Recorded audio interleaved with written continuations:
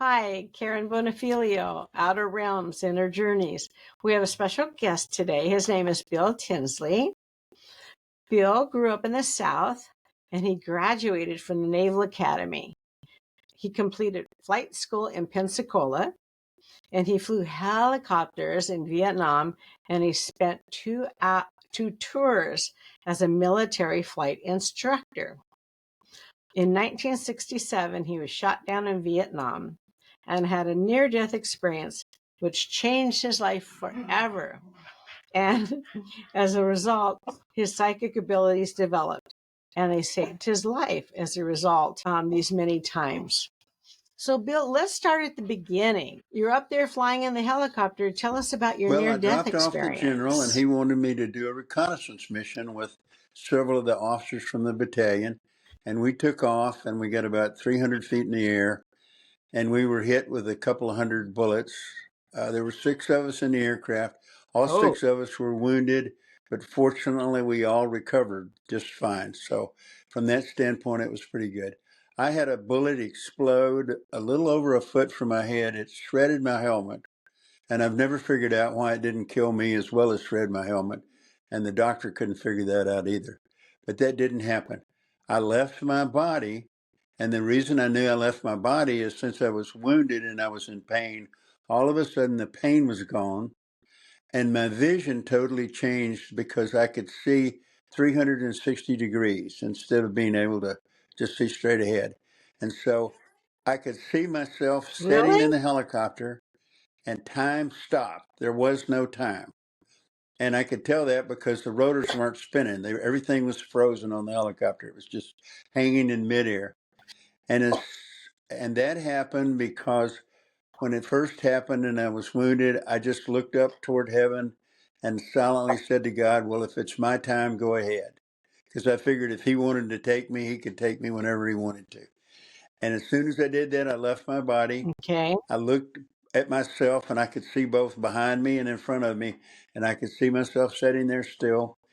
And I went shooting up into the air. I passed my father, who had died years before that, and he just smiled at me, and he didn't say anything, but he let me know everything was going to be okay. The next thing I saw was 12 angels, and we were in this room that didn't have any roof on it. It was funny. And I thought, well, they must not need roofs in heaven because there's no rain up there. That's what I was thinking. But it was really funny. And then they kind of did a review of my life. They didn't ask me any nasty questions. They didn't threaten me with going to hell or anything like that. They just were very nice and very helpful. And they asked if I wanted to go back. And I said, yes, I did. I felt that if I said I wanted to stay, that I would have observed my own death. But I went back, and as I was coming back in, I could see an opening in the trees, and I could not see it from the helicopter. It's like I was 2 people. I was a human person, and it's like I was my own little guardian angel looking over myself. And so I saw the opening in the trees, and I managed to get through the opening and land in some little small trees. And we got out of the helicopter and ran up the hill to a bomb crater, and another helicopter picked me up. So, Okay, I have so many questions for you. So let's go back. Okay. You're in the helicopter now, and you've got that bullet exploding. And when you left your body, were you above the helicopter? I was just above the helicopter, and it's like I paused there so I could watch and see what was going on, and I could look. I was looking 2 directions at once, so I could see what was above me, and I could see the helicopter just below me. So you could see the other gentleman inside the helicopter. I could see everything. There were 6 people, and I could see all 6 people, including myself. And so your body is there as the pilot. Okay. Are you slumped No, I over was or still sitting up anything? straight, and I was wounded, but I was totally conscious of everything. I was actually more conscious as soon as I was wounded, because when I left my body, I was conscious both places at the same time. Yes. Oh, both places at the same time. Were you feeling I was pain in feeling your pain body at that until I time? left my body. The pain left as soon as I left my body. Okay, and then you're Okay. outside of the helicopter, and then you stop it, and then you Sure. said, "Sorry, she wants me to play with her." And then you said you took off and Oh, you flew by your I father? felt like I was a shooting star or something, because my speed was incredible. I must have been doing Mach 10, headed straight out into the stars, and I got way up above the earth. I Really? could see the earth below me, like I was an astronaut or something. It was very small, and my uh-huh, and my father Seriously? appeared to me just as I was shooting by him, and he smiled at me, and I knew that everything would be okay as soon as he smiled. What was it like looking Oh, back it at was the just like earth? being an astronaut, because I interviewed a bunch of astronauts. I used to come to safety meetings and help me out a lot. So I talked to the astronauts and looked at a lot of the film and everything from space. And it was just like being in space. Now, as you're traveling up, are you in a spirit form? Are you in a human form? Uh, Or do you I, even know? it's hard to say. I felt like I was the same way that you would see an angel that didn't have a body. We do have a spiritual body too, you know. We don't just have a physical one. I felt that Yes. I was in my spiritual body, and so, and that's the best way to put it. But I didn't feel any physical sensations really at all. There wasn't any pain, you know, and I just Right. felt totally free, to be honest, more than anything. I've heard a couple different things. Did you see a light and you went toward the I light, just or you shot just up, shot and up? when you say, "Did I see a light?" I could see all the stars in the heavens, and I could see them much better. My vision was unbelievably improved, because I didn't have to focus at all. I could just see things and focus all the time. So I was just seeing all the stars in Well, that's heaven, and it was just totally awesome. beautiful to be shooting up toward the stars. I've also heard that when you go to heaven, you are just immersed and met with unconditional love. You Yes, just I feel felt love, love, total love. unconditional Did love, and it was unusual because in combat you learn not to let your fears affect you, but the fear's always there. The first thing that I noticed is there was no fear at all. I was totally unafraid at that point. And I really didn't care much whether I died or not. It didn't make much difference to me, except I had an obligation to the other people. I would have been happy to stay up there. yes, and Uh huh. yeah, up in heaven. Yeah, I mean, it was a Oh, neat me place. too. Why would you want to come back to a war when you could be in heaven? Mm, yeah, really. But you That's wouldn't have true. met your bride, so that you're yeah. Okay, so now you're in heaven and you have a council There around were you, 12 or angels, and there was spirits. kind of like a head angel who was leading the conversation. And we talked a little bit about my life, but I was still pretty young and pretty idealistic. And Yeah. there wasn't a whole lot of things that they talked about that I needed to correct or anything like that. They, I had the feeling that I was reviewing my own life, and they were just there to help me do it. Okay. And are they I, physical I beings don't, that you saw? I didn't feel they were Or physical beings beings. They looked beings like physical beings, but I didn't think they were solid. I mean, I didn't feel like they were physical beings.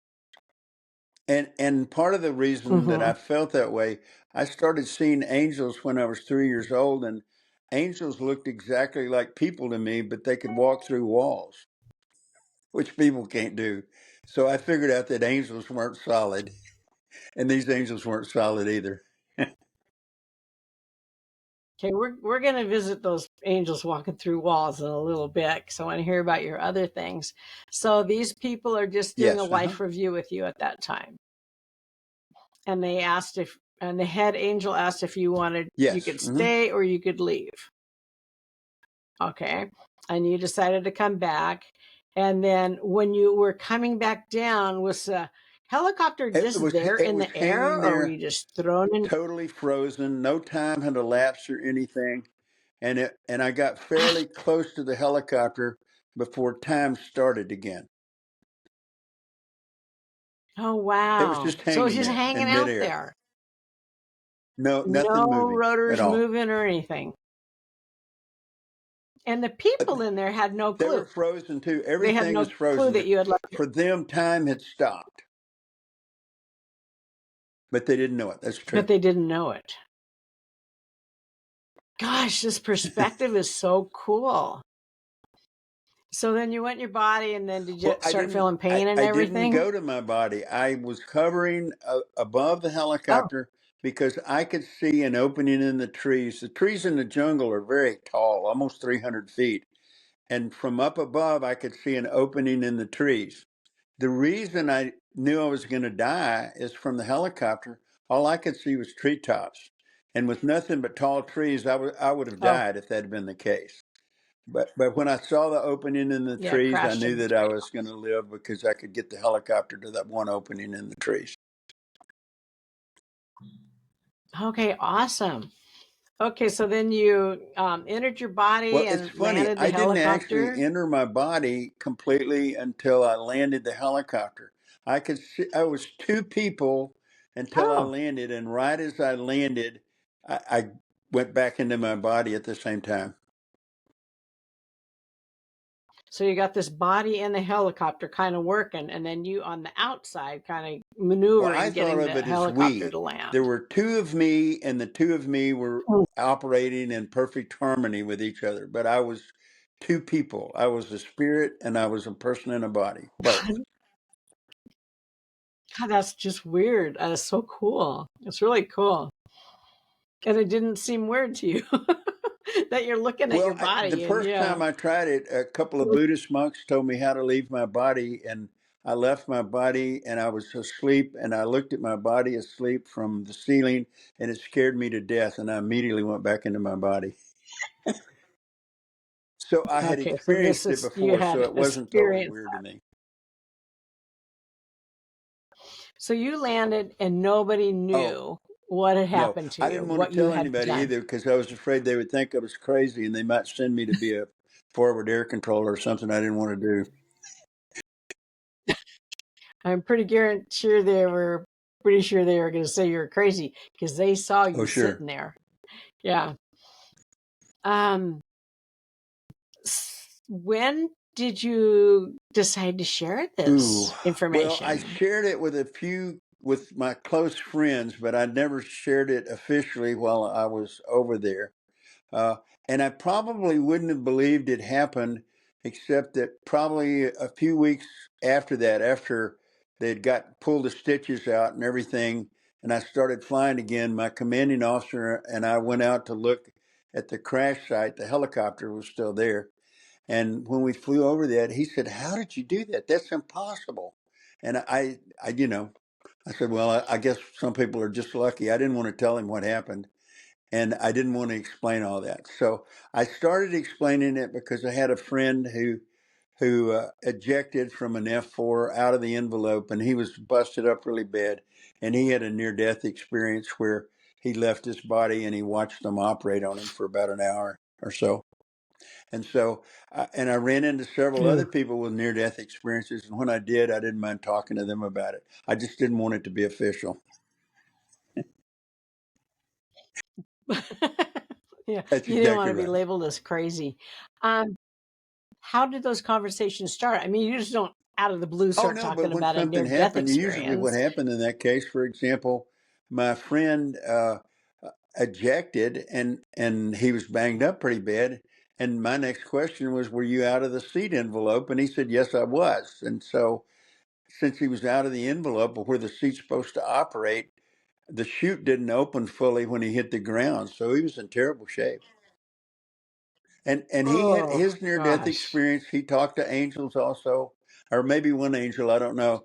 And they asked, "Do you want to stay or go?" And he said, "I want to stay." He said, "Why would I go back to a war when I can be up here?" And they said, well, you're going to have to go back. It's not your time. So the next thing he knew, he was back watching the operation. Well, that's kind of not very nice. They ask him if he wants to stay or go, and then they say, well, sorry, you can't Well, stay. that's what You he have to go told me. That's back. all I can report. So Oh my gosh. Okay, so tell me about how many near-death I've experiences only did had you one have? near-death experience, and my flight surgeon was a psychiatrist in civilian practice, so I did talk to him at length about the whole thing since he was a psychiatrist and everything, and a lot of stuff. He didn't really believe in angels or anything, but we were good friends, and so I knew he wasn't going to tell on me or anything, so I could tell him everything that happened, and I did. Oh, that's good. Yeah, because I couldn't imagine that happening and not being able to share Well, that I or just had to be process careful that about with who I talked someone. to, and I was. Yeah. Oh, wow. Is there anything else you want to tell about that personal experience that we didn't cover or something that Well, jogged your one of the things memory? I would say is there are all kinds of miracles that happened to me that I didn't realize other people couldn't do this. I wasn't thinking about what was going on in this. For example, Mm. if they fired mortar rounds at us, which they usually did at 3 o'clock in the morning, I could always tell exactly where the mortar rounds were going to hit, and nobody else but me could do that. So I just figured it Oh, was wow. a God-given gift, is what I took it as, and that saved my life a bunch of times. And the other thing, my psychic abilities are involved in flying, and it saved my life. Like with flight students will try to kill you in a military aircraft because flight students will. What? Well, Flight students will oh, do that flight when they're students. learning. And believe it or not, the most dangerous students are the ones at the top of the class because they don't have any fear, and so they'll try anything. And they don't, there are a few things they still don't know. Oh, The best student that I flew with in an airplane when I was instructing in airplanes rolled inverted as we were coming into land. And it was and it oh was a no. crazy thing. We were betting beers on landings, and I won, which is not surprising since I was an instructor. And he said he wanted the landing at home field. I said, well, this is the highest graded hop I've given all year. You're the best student I've flown with all year. I said, why don't you just rest and let me have the landing in home field? He said, no, he wanted it. And he wanted to show me how quick he could do a break. And he didn't realize that he only moved the stick an inch or two, but he snapped it and we rolled inverted. And so I just slapped the stick even harder so we'd roll all the way through and gave him the aircraft back. And he said, well, I almost killed us. I said, well, you didn't succeed. So since you didn't Daddy. succeed, we need to finish the hop. You said you wanted the landing, so you're going to land. And so it was really funny because he was really good, but now he was shaky. So his air work wasn't all that good as we're coming to land. Yeah. But, Um, but I always knew when those things were going to happen. And we were having a meeting. We had like 200 instructors in the squadron. And they asked me where my hands were when I flew with students. And I said, they're in my lap. And I got called a liar. And they said, they are not. And I said, yes, they are. And I didn't know why he was so upset about it. And he said, well, how do you anticipate? And I said, I don't know. And I went back and thought about it. And I thought, yeah, I do know. I always knew a little voice would told me in the back of my head said, he's going to roll inverted. Well, if I knew he was going to do it, it was easy to handle. So other instructors were sometimes scared to death. I was never afraid flying students because I always knew what they were going to do. And I think that came from the near death experience. Oh, because that yes. happened When after I the came back near-death from the experience. war, I went to work as a Yeah. flight instructor, and I absolutely loved it. It's Oh, one of my favorite things ever to do. And my favorite thing to do was fly with students that had flunked a check ride. And I didn't think about it until after it had happened. The reason I did such a good job was because I always knew what the student's problem was. And I didn't figure that out by myself. It just came to me as an image what was going to happen. oh, an image. Is that how you got it? You Yes, get it's your visual for information me. Yes, in your it mind's was always eye? visual for me. And Mhm, a good example is one of the mhm. students flunked a check ride, uh, and the instructor wrote it up as head work. And in the brief, I thought, well, this guy's no dummy. The instructor wrote this up wrong.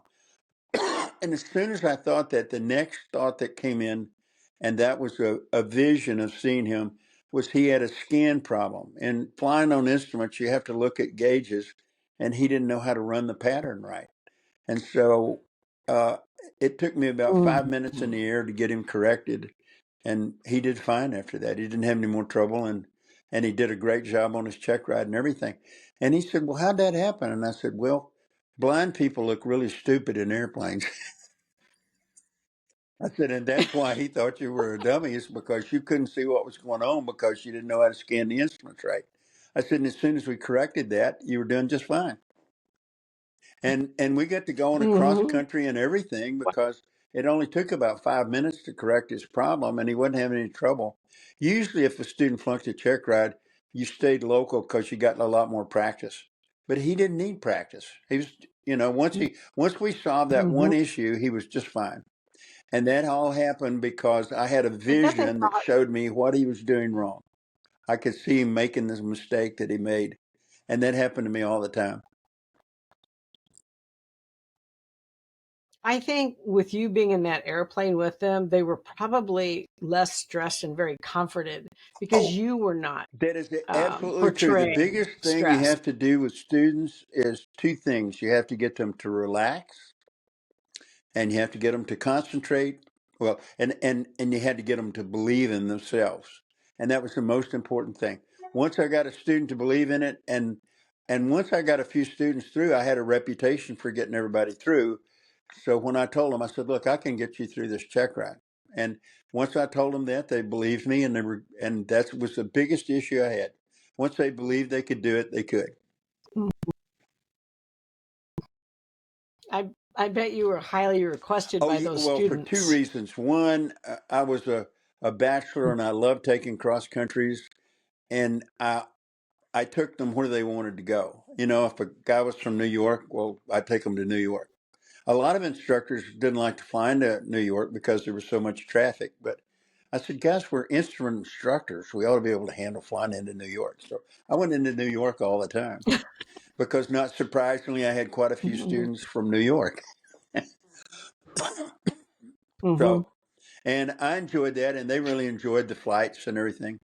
And one of the neatest things that happened about this is years after that, probably 20 years later at least, I went to instruct as a civilian instructor teaching courses in ground school at NAS Corpus Christi. And with one of my first or second classes, we went to the officers club on Friday. And when we walked in, there was this Navy commander sitting at the bar, and he turned around and saw me and walked over and gave me a big hug. And my students that had come from class with me said, what caused that? I said, well, he was my flight student. I, I said, and he got it down and Oh. I got it straightened out. So he's definitely a good friend of mine now. Mhm. And so, and Mhm. that was really That's enjoyable. cool. I got on an airline flight one day, and the captain, same thing happened to him. He's one of the guys who flunked a check ride. He got out of his seat and walked over and gave me a big hug. And again, it was 20 years later. So that was the most fun That's thing out of it. that's really cool. Yeah, the friendships and the Well, and knowing that camaraderie. whatever other mistakes I made in my life, I did something absolutely right. Yes. Yes, you helped a lot of people. Now, do you have other psychic happenings that happened to you Well, or I had several abilities? things. For example, I knew exactly where mortar rounds were going to happen. And the other thing too, I would just hear a voice in combat to basically to tell me what to do. I got help. So give me an example. So you're in combat and you They would hear, say they're going to open fire from such and such a position or something like that, and and I would so see a you knew not to vision go of that what it looked like if I didn't do the right thing sometimes too. It was like watching movies as I was flying. way. Ooh, And some of those things were really crazy wow. because I'll never forget one mission we came back, and I don't know if we'd had a million bullets fired at us, but we had a lot of automatic weapons, and many thousands of rounds were fired. And when we landed, the my co-pilot and I both burst into laughter as soon as we landed. And the two door gunners said, "What are you guys laughing about?" And they said, "Well, we expect you to be dead by now, so it is kind of funny when you finally get here." And I did. I very much didn't. I didn't think we'd ever make it home. One Wow. year, How long a were you little over over a there? year. I arrived in December, and I left of '66, and I left on January the 1st of '68. Didn't the war end in Yes. about So 72 or something? I got in fairly Okay. early in the war. And they didn't send you Well, back? I got off active duty in 1970. They probably would have sent me back if I'd have stayed on active duty. And one of the reasons I did not Okay. is before I went to Vietnam, I really thought about being a conscientious objector, which is kind of funny for a Marine. But I told my commanding officer that I didn't know that as a practicing Christian, I didn't like the idea of having to shoot somebody. And I didn't know whether I could do it or not. And so he said, "Well, finish Mhm. your infantry training, and if you still feel that way, I'll sign the paperwork." And I couldn't stay home with all my friends Oh, going over. I would have felt like I'd let them down or something. So I couldn't do that. right. And so Mhm. when I prayed about it again, I was told that if I went back, I would die over there. And so I was just Oh, basically really? told not to do it. And the first time Mhm.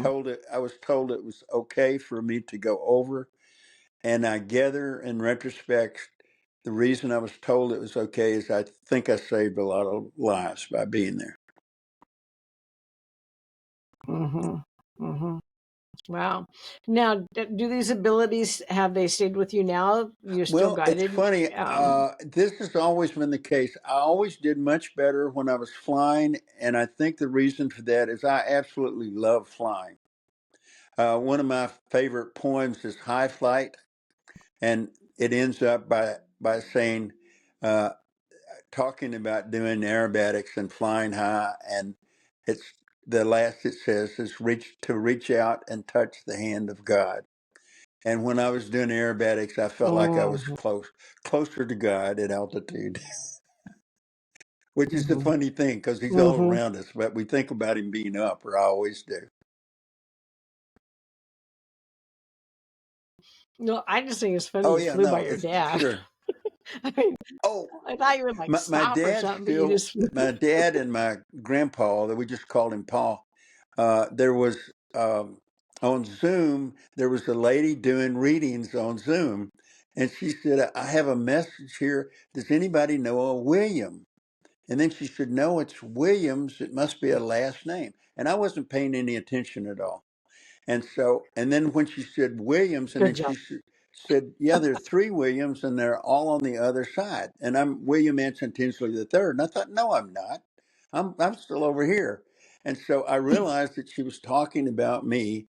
And as soon as I realized that, I had a vision of my grandfather and my father just in hysterics laughing about this. And I think the reason they came in at that time was it was right before I had a bunch of heart problems. I spent a bunch of time in the hospital, and they just wanted to cheer me up and let me know that everything was going to be okay. But and my dad Oh, still leaves nice. pennies for Yeah. me. So one day I said, "Hey, Dad, with inflation, can you give me a That's quarter next time?"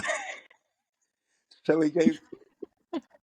you should ask for a So the $100 bill next or time he something. left a quarter, and then the time after that a nickel, and then he went back to pennies. Because obviously I didn't really care what he left.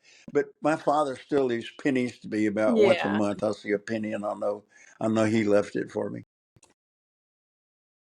Do you collect them or do you I just don't spend them spend them, but I really afterwards? haven't been good about taking care of collecting them. Throw them in a drawer and leave them there, So there's probably some lying around. Yeah, well, that's collecting. Are there any more experiences that you had that Uh, you'd like to share? hmm. Well, the main thing was just the awareness and everything. Like about 3 weeks before I came home, they fired a mortar round, and it was really funny and they did that about 3 o'clock in the morning. And when the guys came back from breakfast, I was in there, and they said we knew it was going to happen. You finally lost your nerve. And I said, I did not. I said, that mortar round landed by the front gate. I said, so, because what happened is I sat up in bed and I was the alarm system. So it looked like dominoes in reverse. All the guys sat up in bed. There were about a dozen of us. And they said, what are you doing? I said, well, I'm going to go out to the bunker, I think. I said, they may crank a couple of more notches on that mortar and hit here. I said, right now it's at the front gate. So when they laughed at me the next day, they said, it's not at the front gate. I said, follow me, guys. So we went to the front gate, and there was a gunnery sergeant there. I said, hey, where did that mortar round land last night? And he pointed. He said, oh, right there by the front gate. I said, now, guys, get off my case. Oh, They yeah, wanted because to they prove you thought it was funny. wrong. Most of these guys didn't believe in any of that, but they all agreed that I could tell exactly where mortar rounds were going to land, and they kind of got a kick out of it, the fact that I still hadn't lost my touch on that. So, Well, I would I'd be hanging out with you because I oh would well, want the to know where the they were going thing to was fall. being that I didn't Yeah. think about a lot of this until I realized that I was at the far end of the building from the bunker, which is what we were running to. And I would run the full length of the building and I would wake everybody else up and they would follow me out to the bunker. And the night that they were talking about, we were the only people in the bunker. Nobody else went. And that's why they were teasing Hmm. me the next day. And I said, I'm not losing my touch. It landed by the front gate. And so when they saw it, they said, well, you're right. You're not losing your touch yet. Hmm. That's good. Oh my gosh, Bill, this has been fascinating. Well, Um, any other thing that's I'm happened that you working want to at talk about? meditation and I'm not really in a lot of ways very good about it. But one of the things I call them little miracles. And one of the things I'll Oh, do, I'll ask for something small. And normally what happens is 2 or 3 days after that, an event will happen that will be what I consider God's answer. I will meet a person who answers my question. The only time that I've ever felt that God talked to me, I was being mugged. And in the middle of me being mugged, we had to take boxing when I was in school. And this guy was a lot younger and bigger and stronger than me. But after a couple of minutes of throwing punches, I knew that your arms turn into spaghetti unless you're a really good boxer. And his arms had given out. And I thought, this guy's giving hmm. out. I think I can take him. So I was about to hit him. And I hear this voice very distinctly say, don't hit him. I took it as a command from God. Now, it could have been a guardian angel. I don't know. It was somebody on his side. You know what I'm saying? It was one of the good guys. I knew that. And so I didn't hit him. And he finally gave up. And then he put his hand on my elbow. There was another guy standing behind me, and the three of us eased to the ground. And it was really funny because I could see a light, and it wasn't a physical light, it was a spiritual light. I felt like there was a spotlight from heaven shining on the three of us, and we're kneeling on the ground. And as we went to the ground, I frisked the guy behind me, and he had a switchblade knife in his pocket. And people have said, well, nobody would do that. I said, I'm a combat vet. I said, I'm used to people trying to kill me. So, yes, I did not, I wasn't upset. I was just trying to stay alive. And I said, yes, I did check him. And what would have happened if I'd have hit the guy in front of me? The man behind me was scared to death. And I'm pretty sure he would have killed me. Not because he hated me, but because he was so Oh, afraid. wow. The guy in front of me was just mad at me. Yeah. But he had a sense of honor Wow. because I'm pretty sure he had a weapon too. He could have killed me, but there was a macho thing about he was going to do it man to man with his hands, and that's the only reason I'm still alive.